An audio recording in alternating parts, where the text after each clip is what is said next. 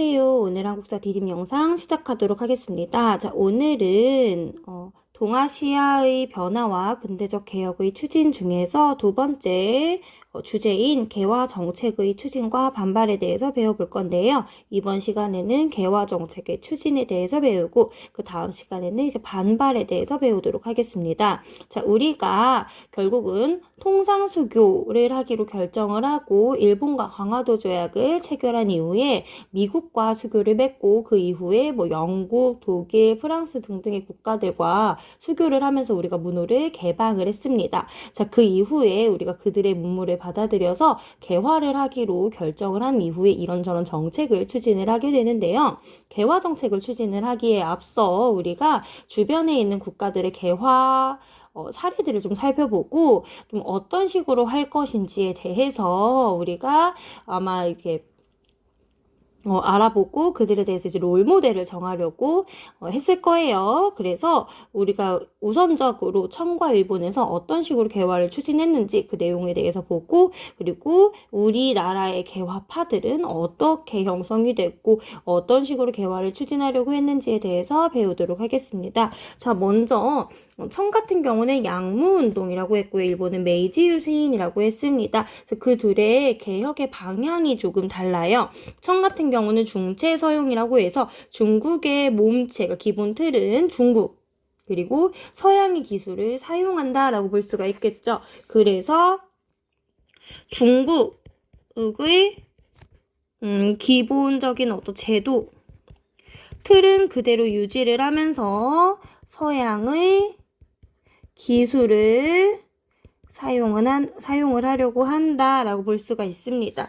그래서 보시면 중국의 정치제도나 사상은 그대로 유지하면서 서양의 무엇을 사용하는 거야? 과학기술이나 군사기술만 수용을 하는 거죠. 그러니까 중국 같은 경우, 청 같은 경우는 스스로 생각을 할 때 우리가 부족한 것이 사실 좀 그 기술, 그 군사력, 무기 같은 게 없어서 우리가 조금 약한 거지 그것들만 있으면 전혀 문제될 게 없다라고 생각을 한 거죠. 그래서 그들의 사상을 그대로 유지하려고 했다. 전제군주제도 유지하려고 했다라고 볼 수 있겠죠. 그에 반해 메이지 유신 같은 경우는 문명개화론이라고 해서 아예 문명 자체, 그 사회 문화 자체를 다 바꿔야 된다라고 해서 과학기술과 군사기술은 당연하고 서양의 정치제도까지 수용을 하기로 결정을 합니다. 그래서 이 둘의 차이는 정치적인 부분, 사상적인 부분까지 그들의 문물을 받아들이느냐 아니냐의 차이라고 볼 수가 있겠습니다. 밑으로 내려가서요.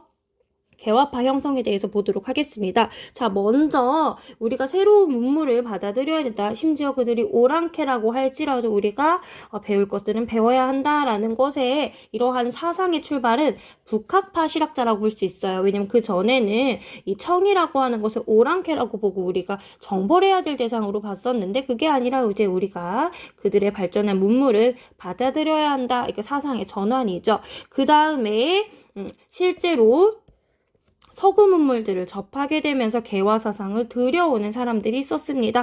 박규수, 오경석, 유홍기. 오경석, 유홍기 같은 경우는 역광이었죠. 그리고 박규수 같은 경우는 이 박지원의 손자이면서 동시에 제너럴 셔먼호 사건을 직접적으로 겪은 그때 평안도에 이제 관찰사로 재직을 하고 있었죠. 그런 상황이었기 때문에 개화 사상을 접하고 그들의 어떤 침략적인 성격도 인지를 했겠지만 그들의 우수한 문물도 함께 접했기 때문에 이 개화 사상을 어느 정도 만들게 됐고 그 과정에서 그럼 우리가 이제 개화를 할 건데 개화를 어떻게 할 것이냐 그 속도나 방향의 차이로 온건개화파와 급진개화파로 나뉘게 된다라고 보시면 되겠습니다. 그럼 이 둘은 개화를 빠르게 하자, 조금 온건적으로 하자라는 것 말고도 차이가 있습니다. 대표적인 인물로는 김홍집, 어윤중, 김윤식 같은 경우 온건개화파, 김옥균, 박영효, 홍영식, 서광범, 서재필 같은 사람들이 이제 급진개화파라고 볼 수 있겠고요. 훗날 이 급진개화파들이 개화 정책으로 속도나 방향에 대해서 불만을 품고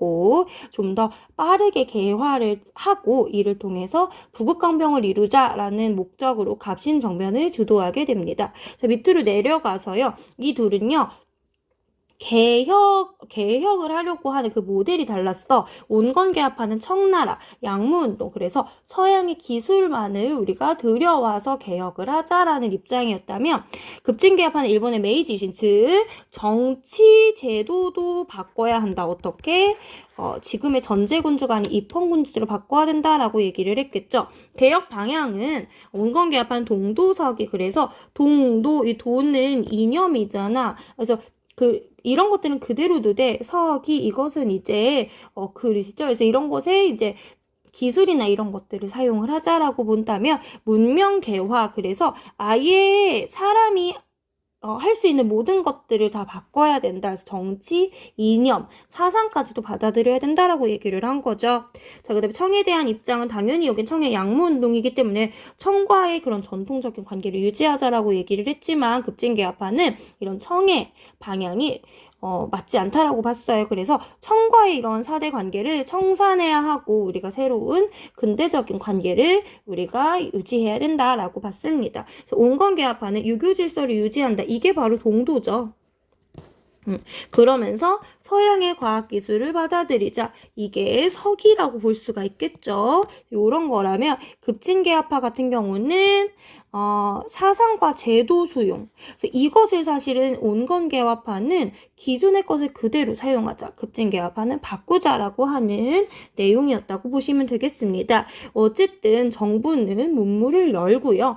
보빙사도 보내고 막 이런저런 이제 영선사, 조사시찰단당 등 다른 나라들에게 사절단을 보내서 배워오고요. 개화 정책을 실시합니다. 먼저 관제를 개편을 해서 통리기무하문이라고 하는 개화를 전담하는 최고 이 기구를 설치를 하고, 그 아래 12개의 관청 12사를 설치를 해서 개화 정책을 전담을 하게 되고요. 그리고 군제도 개편을 해서 기존의 5군형을 2개로 줄인 다음에 별기군이라고 하는 신식 군대를 설치를 해서요. 이 별기군은 일본인 교관을